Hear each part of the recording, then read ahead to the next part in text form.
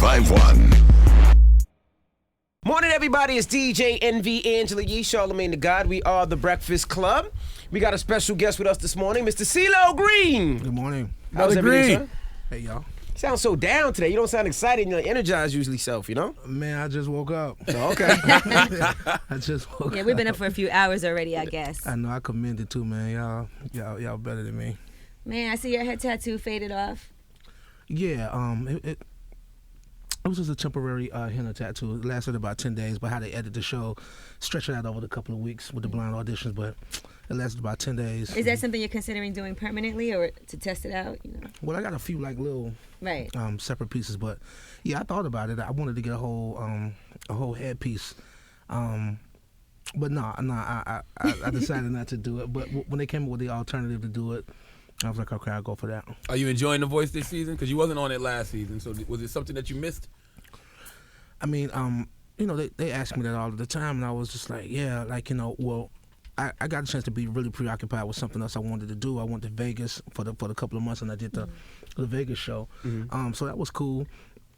And I don't really look at the show. I mean, and it's really awkward when I explain it, but you know, I've heard a couple of other entertainers like Johnny Depp. I watched an interview with him not too long ago. Him saying that he'd never seen none of his movies, and I was like, okay, so I thought I was maybe the only one, you know. But so I never really watched the show, but I did watch it a couple of times when I wasn't there, and I said, okay, I miss what I contribute to the show. You know what I'm saying? So you know, and then I got an opportunity to experience it from a watcher's point of view, and see why it's so enamoring, the effect that it has on people. You know what I mean? Like, get a chance to, no, you can't see them. Like, you know, vote for them. You know, like with the blind, so they get a chance to really be. It's like an interactive television show. They get a chance to really be involved in it. So you wanted to come up off the bench when you were like go for them. You know, whatever. So. What do you think? How you think Usher did? Because he was the judge, I guess, that replaced you. But you know, how do you think he did when he was up there? I think he did cool. I mean, I think now that I'm back, people get a chance to see make the comparisons. But I think he did cool for a first time around. I think if they'd have given him another season like back to back, you know, he probably would have opened up even a bit more. But you know, that's his personality, and you understand it take a lot, you know, to really just let it all hang out. You know what I'm saying? Like for television. So you know, I was probably a little bit more immediate with it. You know what I'm saying? Like, you know, than he was. But I think if they gave him another shot, and they will, because what they want to do now is flip flop the seasons. So me and Christina came back this season. They're going to come back next season, and then vice versa, back that messed the and forth. money up, man. That messed the money I thought up. it was just you getting your job back. So you probably see him in the club and be like, I told you that was my bitch, Usher. Nah, man, but then again, I don't even know if they're going to do that now. I mean, I know that's what the agreement is. I know that's what the arrangement is, but the numbers came back in so high. Everybody you know always what I mean? wants to see the original judges. They're like, oh, the original judges are back. I mean, I think it's just the nature of it. You absolutely right. You know, I think, you know, people should just consider that the fact that it probably would just be, you know, super expensive, like, you know, to try to exclusify everybody. Like, okay, CeeLo Green, you know, quit your career, just work it for the rest of your life. You know what I mean? Like, here's this, you know, here go a blank check. I'm sure they got the money to do You it, know though. what I'm saying? You know, I mean, maybe they should consider it, you know. You know, but so I think they thought that they were doing a good idea, because at the time they was going through the renegotiations and blah blah blah blah blah. So, you know, maybe it was a good alternative for the time, but we'll see how it goes. Did you enjoy Vegas?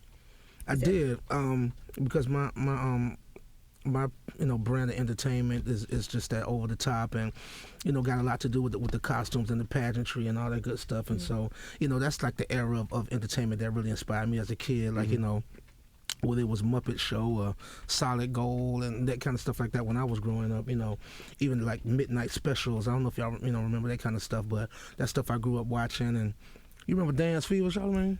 Dance Fever. I remember Dance Fever. I remember Soul Train. Soul Train. Yeah. You know what I mean? So I just recently did a little campaign with YouTube too, and I was going through a couple of my favorite clips, and you know, I was like, all of that Soul Train stuff, that's the stuff I like. So Vegas gave me more of a platform to do it, to where it's like an island of eccentric people. You know what I mean? It's like, you know, how do you figure out that you're going to be a contortionist, like, you know what I'm saying? Like, so it really employs all these eccentric, talents and different talents. And so I really wanted to go down there respectfully, like, and make my bones there, you know what I mean? And so, and then also it's something very stationary, man, because it's just like a lot of wear and tear with touring. And I've been doing it for 20 years, and a lot of people don't really know that. A lot of people just discovering me in the last couple of years with the success of the show, you know what I'm saying? So, I really enjoy Vegas. I enjoy just being centralized in one place. You know, being able to come downstairs, do your show. Do your little after joint. That is easy. Just come downstairs. Yeah, and it's something. It's something.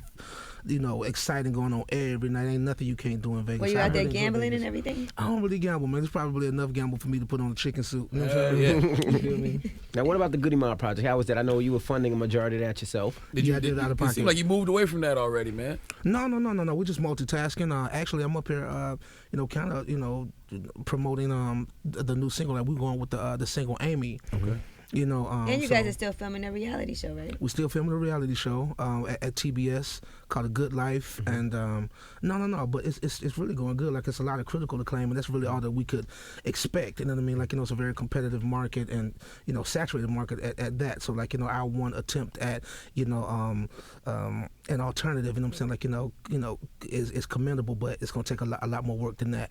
And what I will say about modern artists, that they work very hard, man. Like, it's quite a grind, and you have to be as quantifiable, as quality. You know what I'm saying? As much quality as so. Right. So we just got to keep going. Like, we it took us about 4 years to do that record, just simply because of the scheduling. But now, like, now we're a lot more closer knit and back, kind of like in the swing of things, got a groove. And, we did get a chance to over-record. So, like, we got more music to kind of, like, be like a quarter's worth into a new record. So, probably be able to turn around another record a lot quicker this time. So, yeah, no. I'm down with it. And I saw an interview you did with Rap Fix Live, and you was talking about Andre 3000, and you said that he had stage fright.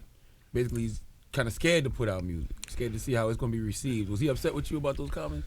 He called me, and we talked about it. I just think that it was taken out of context, but like it did stem from something that was actually said, but probably the tone of the conversation was a bit more, insulting than I meant it to be. You know what I mean? Like, he's not afraid of anything. You know what I'm saying? Like, I think in one regard, it just doesn't have to. You know what I'm saying? Like, it's his prerogative to do whatever he, he wish, and maybe he's just waiting on the best product that he sees fit, to better represent him.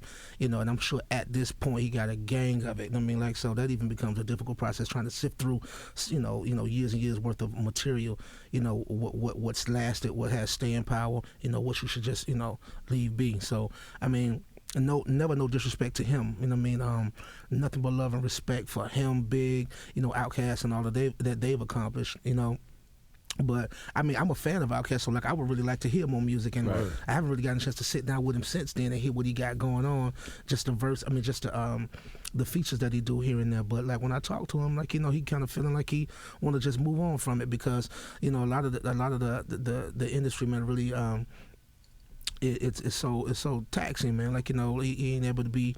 You want to be the best. We all want to be the best fathers we can be, and just get a better balance of business and family and all of that. So I think everybody understand how that go. And that was mainly his concern with me, and I feel it, man. Like the same with me.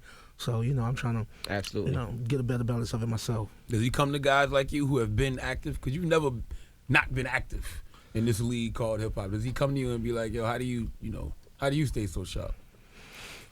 When we talk about it, we just kind of really talk generally. Like, I don't know, it's never so formal to where it's like, okay, I got a 3 o'clock with 3000 today. You know what I'm saying? Like, it's just talking and catching up. He's Gemini like myself, so he's very private and very reclusive, if you will. But I do know what the situation has been here recently with the death in the family, and then also like becoming a full-time father, and all of these things are very honorable. You know what I'm saying? Like, to just kind of commit yourself to one thing or another, stop trying to stretch yourself too thin between too many things, and maybe at the end of the day, the American dream is being able to afford to say no. You know what I'm saying? He's filming a movie right now too, right? Yeah, I know he. He's been filming that movie for like 7 years. Yeah, I don't know what's going to become of it, but I saw some pictures of it, and he does have a real good look, like Jimi Hendrix. So I'm really interested to see what it looked like, but I don't know when it's coming out. And you also put out an autobiography. Yeah. And what is it called? Everybody's Brother. Everybody's Brother. Right.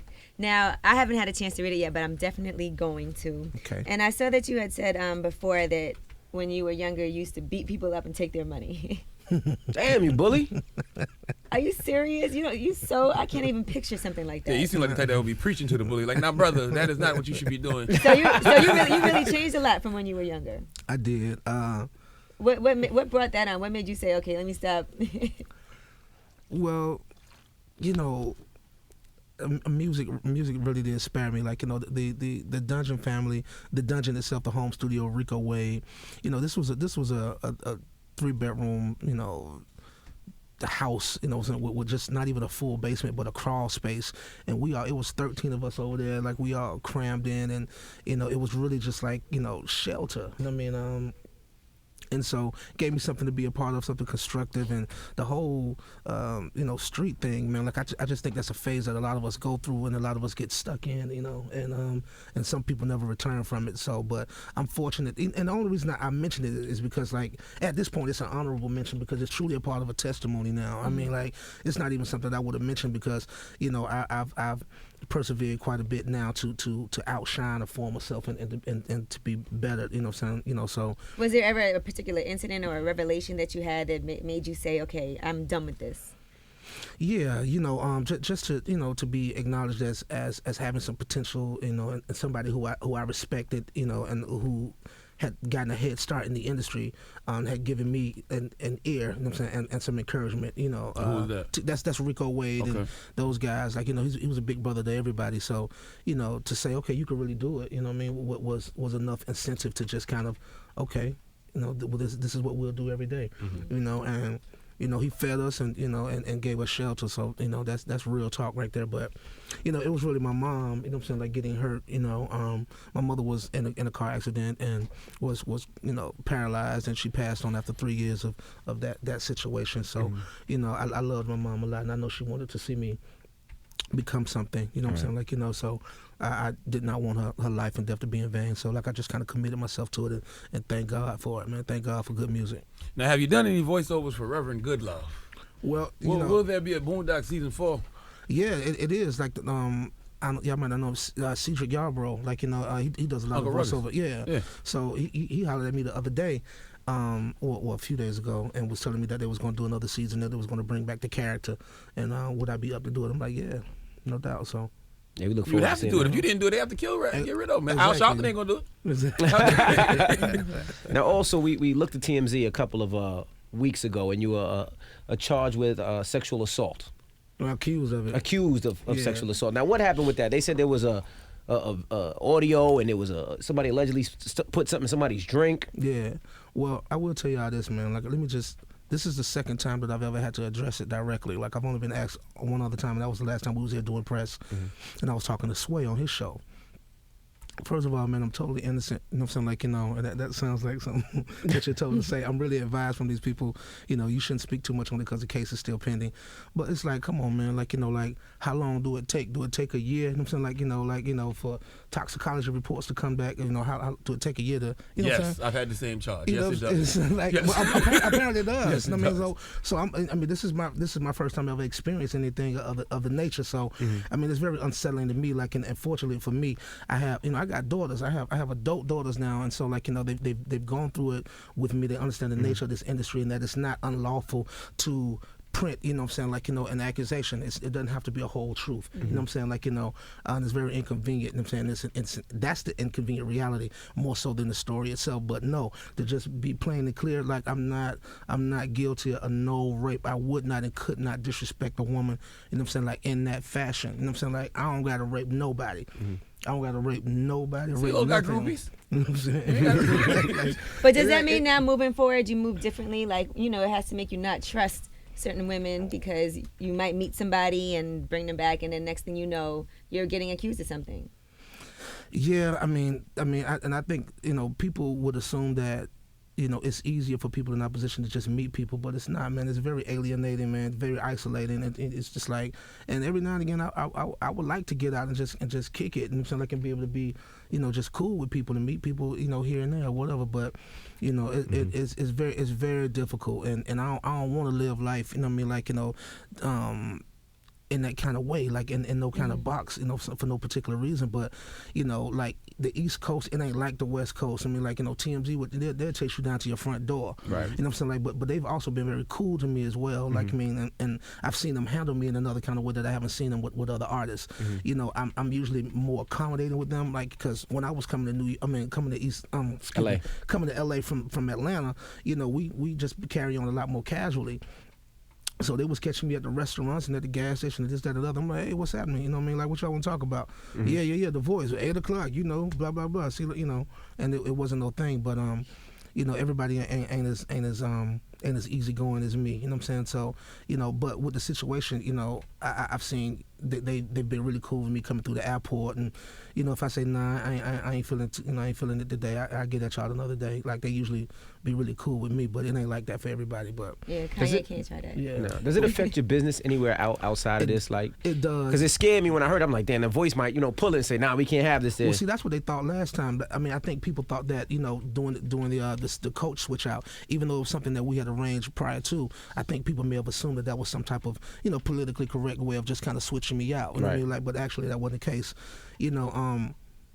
But no, it's very, very damaging. You know what I'm saying? Like, especially if a conviction was to ever become of it, and it won't. You know what I'm saying? And I can say that. I have been allowed to say that. So it ain't nothing to it. There are some still particulars that are pending about it. You know what I'm saying? Like, because even if something is not a criminal conviction, somebody could go civilly and it just become try to get some money. Right. Yeah, it just become hearsay. You know what I mean? Like, and then that's when you just be like, man, just shut up about it or whatever. You know what I'm saying? But because sometimes people just, especially with a civil case, they'll just settle. Yeah. And then when you settle, it's like, oh, he must have did it. That was Sean Kingston. exactly. Yeah, Just, even just trying to settle it and just for it to go away so I can continue, but then it still come across like an admission of guilt, and it's just it's like a catch-22. Right. The worst thing about that charge is you're guilty until you prove yourself innocent. Because I had a charge. I had a rape charge.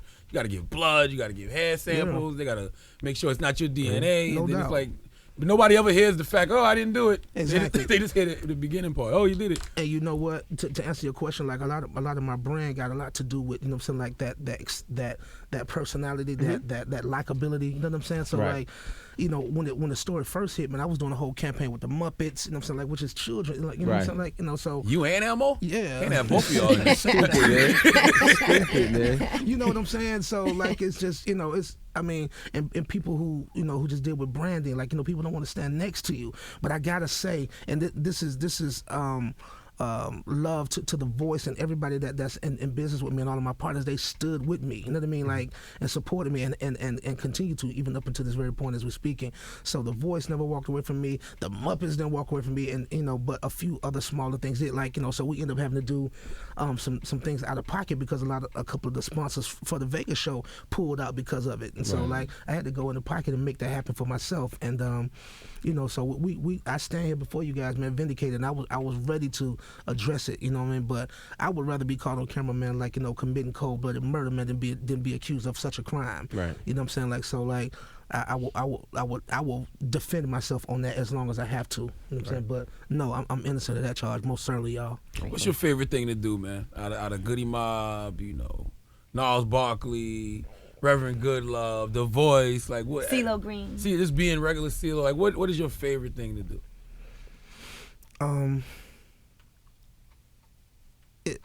I like doing it all. I really, like, again, I'll go back and say, like, I really enjoy doing Vegas because it's just all me. You know what I mean? Like, and Fatima Robinson, she really helped me, pull that show together. That was fun. You know what I'm saying? Like, anything that I can, infuse my whole self into, whether that sense of humor, but I get a chance to do it all on different accounts. I get a chance to, express that social commentary, that part of myself that really has a concern and really has an opinion about this, that, or the third. So whether it be politics, whether it be about, our culture, community, our music, I get a chance to do that with Goody Mob, I don't plead the fifth about that. I really care. You know what I'm saying? Like, that's why we try to, create, credible and respectable music. You know what I'm saying? Like, and at least be a contributing factor. So I enjoy that. I enjoy that part of it too. I enjoy being in the fight. You pick your battles. You know what I'm saying? Like, and you get on the front line for it. And I gotta say, like, in a very ironic way, it's fun for me. The fight is fun for me. But The Voice is fun too, but it's a lot of hard work. It's just tedious, man. Like all of it is a job. Like Reality TV Yeah. is tedious as well, I'm yeah, sure. you know what I mean. But that's been fun too because we kind of fashioned the Goody Mob show kind of like a Curb Your Enthusiasm. So it's not, it doesn't have the same reality show kind of premise. And like you give it a little structure. Say okay, this is the storyline, and everybody kind of go in and wing it. Right. And I got to say to look back at it now, I got a chance to see a couple of the first drafts, and to see Cujo and T and Gip, you know what I mean? Like a lot of people would be probably more unsurprised with me being able to do it, but to see them come, and perform so well and so natural to where they already talking about spinning off shows just for them. You know what I'm saying? Like it's really gratifying for me. You know When what I do mean? we get to see it? It comes out next year, like in May, I think. You know what I'm saying? Something like that. Okay. Is there gonna be another Gnarls Barkley project? Yeah, I'm working on a solo album right now, and hopefully, I could get it done like by December or by first quarter January or something like that. But they're looking for me to get it done. I got a gang of material done for it right now, and I talked to Danger Mouse recently too, and he's producing a YouTube album that's supposed to come out. That should have come out already by now, so he's been working on that for the last couple of years. Not really sure where he stand on that, but he did reach out to me, and this is different. Like for him to come out here and say, "Yo, what's going on? You got some free time? Let's go in." I'm like, "Yeah, okay." So we get to that place again. So it's been on my mind lately too because I would like to take another shot at that too. Right. Now Halloween's coming up. Yeah. What is CeeLo Green for Halloween? Man, that's funny, man. I was just I was coming out of the radio station the other night, man, and TMZ asked me like, "Who is CeeLo Green going to be for Halloween?" I told him I was going to dress up like a Republican. Oh, gosh. What do they dress like? How would that look? So the BET Hip Hop Awards was in Atlanta. I don't know if you saw it, but when you watch those shows, do you see hip hop? Man, I missed it the other night, man. I don't know, man. Like, I saw his eyes behind his glasses. He don't answer that question. I Being just political. think, you know what I mean? I looked at the clips of the last interview that we did with Goody Mob, and man, people just take us so seriously, man. Like, you feel me? And I really wanted to, because this forum it got so much reach, and I really wanted to make some valid points and leave some jewels here. I think you did last time when you were up here. A lot of Definitely people did. got it. You know what I mean? I Which was really great and wanted amazing. that. We never get that sometimes, so it's great when You know what I'm OGs saying? can come and do that. No doubt. So this time I definitely wanted to come at it and give people, another kind of perspective on me. That like we good people too, and ain't nobody tripping 24 hours a day. But as far as your question, Shaw, man, I don't know, man. Like, the hip hop is, to me, it's back when people said, they didn't say I could rap. Like, they didn't say, Nas could rap, say he could rhyme. You know what I'm saying? You feel me? So, like, even that subtle difference in just terminology will let you know how much it's changed. And I cannot say that it's changed for the better. You know what I'm saying? Like, you feel me? But, I mean, it feeds people. You know what I'm saying? Like, I could be as politically correct as need be, but, it's like, to me, I'm gonna tell you straight up. To me, this nonchalant attitude, like it does insult the integrity of the art form. You know what I'm saying? Like, even when Jay said it back in the day, like, I'm not a rapper, I'm a hustler that just happens to rap. You know what I'm saying? Like, everybody's kind of adopted that disposition. You know what I'm Right. saying? Like, and it's so unenthused. You know what I'm saying? Right. Like, uninspired. I mean, like, everybody just act like it doesn't matter. You know what I'm saying? Like, I've been rich way before the rap shit. You know what I'm saying? Like, I'm I just already started getting rapping street last money. month. Yeah. I'm just washing money at this point. You know what I'm Yeah. saying? It's like, well, damn. You know what Other I'm people saying? put their whole life into it, and it's everything for them. You know what I mean? And it's just like, it make our whole correlation. I'm saying, like, it's corrupted, if you will. You know what I'm saying? Like, and I just think it's a few of us, at least trying to give it a balance by addressing it. Maybe it's not something that we could change with just a simple conversation. Right. You know what I'm saying? But addressing it, like, and making it, making it known, like, give people just an opportunity to think twice about it, and really realize what's wrong with it, and so, like, and what can be rectified, and what's irreconcilable, like, what we can't change, like the powers that be, but like, hip hop, you know what I'm saying, like, you know, ought to be something constructive, whether it was, you know, self-destruction, you know what I'm saying, like, you know, and these kind of causes of the African movement, what is that? And then we just had a better balance of things. Like, you know, when I was young, we had 2 Live Crew, and I had X-Clan, and Public Enemy, and EPMB, you see what I'm saying, like, everybody was putting a brick in the wall as we were building the foundation, you know what I'm saying, like, we weren't loitering on it, you know what I'm saying, like, you know, you feel me? So now it's just cars parked out in front of the monument, you feel me? It's just a weight bench out there in the yard, you know what I'm saying, you feel me? Oil stains in the driveway. It's like, damn, like, you know what I mean? Like, so how do you address this new era without sounding like the parent who was like, back in my day, it was like, how do you clean it up? How do we get rid of the weights and the oil stains and you know? I think all that we could do, you know what I'm saying, like, you know, is try to just, you know, broaden the scope, you know what I mean, like, you know, where it's not as single-minded, you know what I mean, like, a lot of people, you know, think my multiplicity, you know, even that's even the word, I hope I'm pronouncing it right, but think it's like, you know, oh, CeeLo Green crazy or whatever, like, you know, I've heard that too many times, I'm saying, like, you know, but and then the way that we do albums, it's like a little bit of this, a little bit of that, and it's just trying to be considerate of all these different audiences, you know what I'm saying, like, you know, that are alive and well and vibrant. Like, you know, I've been out to Europe and done those festivals and almost like, yo, how can I introduce what we doing, you know what I'm saying, like, to those audiences, like, you feel me? You know, so it's just trying to do it and do it the best. Like, you know, like, we got to be better than black music. We got to be bigger than black music, brighter than black music. We just got to be great. You know what I'm saying? Like, and in order for music to be great, you have to have great taste. Right. You know what I'm saying? So you have to go back and reference what was great or not. You know what I mean? Like, we can't reference each other all of the time because we haven't been alive long enough and our careers haven't, you know, been established long enough to be great. You know what I'm saying? Like, everything is young. You know what I'm saying? Like, you know, you feel me? And it's just like, man, you know, I just wish that, you know, we did, like, you know, how you don't have no qualms as saying OG. I call you OG Envy. You know what I mean? Like, you've been doing your thing. You know what I mean? Like, you OG status to me, and we're gonna regard each other. You know what I'm saying? Like, you know, with that kind of respect. You know what I mean? So it's like, I just wish there was just more respect, self-respect, and respect for the elders that have done it. You know, and made it possible. You know, but it just can't be. It just can't be for one demographic anymore, man. Like, we gotta blow the roof off of it and attempt some other things. Like, somebody gotta be the first Wright brothers that's gonna sink and swim, you know, or crash and burn, you know, so like, for the sake of hip hop, trying to get it to another place. Oh, I've been said they need like urban AC hip hop stations. You know what I mean? And, you know, and it's just got to be a better balance of what radio promotes, man. Like, and you know me, man, like, we could go on and on about conspiracy and all of that good, you know, and I'm just feeling like, man, like, you know, what Furious Styles say, man, the best way to kill a community, man, is destroy its means to reproduce. You know what I'm saying? So it's like, to me, our music is not procreation anymore. It's just casual sex. Right. You feel me? That's a good analogy. Now, you guys had when you first did your Goody Mob. We're not fathering the game because we don't want the responsibility of it. You know what I'm saying? When you guys first did your Goody Mob album, it was through what label? LaFace. LaFace. Now, we had TLC up here recently, and they were telling us how their first deal with Pebbles and L.A. Reid was pretty much They got raped. crackhead. They got raped. Yeah. Was your deal similar with the LaFace? Yeah, but no. But I love L.A. Reid though. He gave us that first opportunity, man, and he ain't try to stifle us or make us be nothing that we wasn't at the time. I would like, too if I know I'm gonna get all your money. Go on, do what you want to do.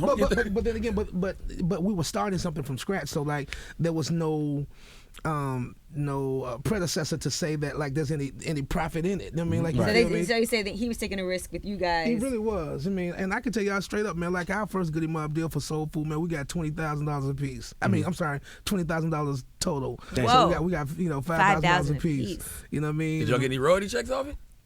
Nope. Damn, on Soul Food. I'm telling y'all, Did man. you ended up in the hole after? You owed money?